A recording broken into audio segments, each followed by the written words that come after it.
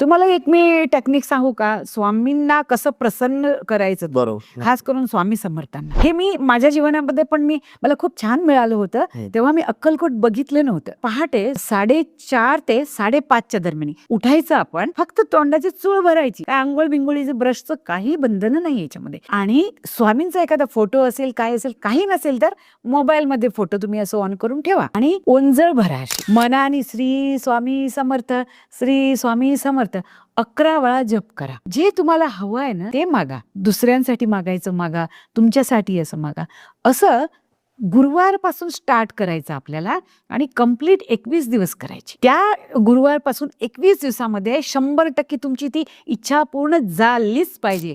समर्थ तुम्हाला प्रसन्न झालेच पाहिजे. आणि भरपूर लोकांना मी ही सांगते, करा, चमत्कार घडेल तुमच्या जीवनामध्ये. एखाद्या मुलीचं लग्न नसेल झालं तर तुम्ही मागा माझ्या मुलीला चांगलं एखादं